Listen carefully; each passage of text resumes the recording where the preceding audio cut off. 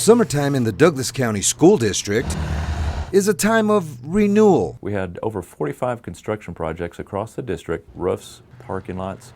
We had an artificial field at a high school. We had a track at a high school, primarily to address building components which have aged and need to be replaced. All of the projects begin with the students and staff in mind, but some are quite literally shedding light on the transformational work being done in our classrooms.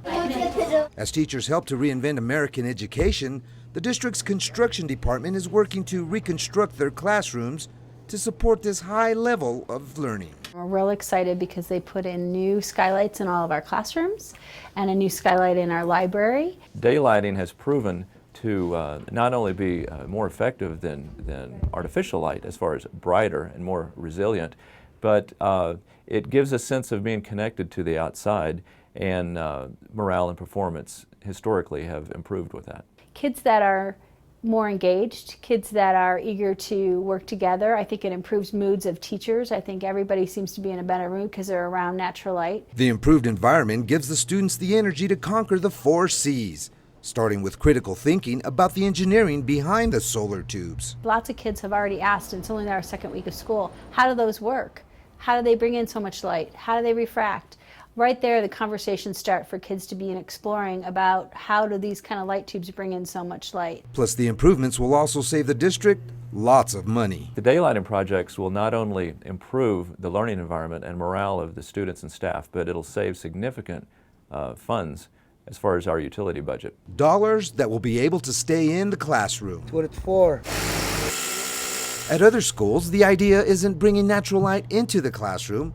It's getting the kids out into nature. At Larkspur Elementary, we upgraded the outdoor entrance and landscaping, which supports their environment-based education and specifically allows the kids to immerse themselves in the local environment. It's interesting to see how excited our kids are about going outside, how excited our parents are in engaging our students in this kind of learning. Principal Michael Norris at Larkspur Elementary says bringing students back to nature into the environment-based education setting will pay big dividends. Being disconnected from the natural world and how that's impacting their ability to focus, their ability to know what's going on around them in a natural sense. And so we're hoping that this will develop a strong interest in our students to engage in the natural world, to realize that the things that they're learning at school have a connection in our local community and in the world in general.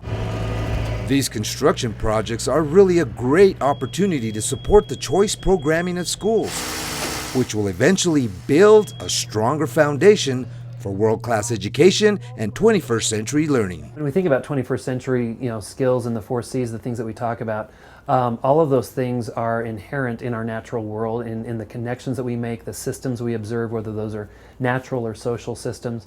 Those are all things that we want students to be aware of in the model that we're implementing here, and those are things that dovetail very well into the priorities of the district strategic plan.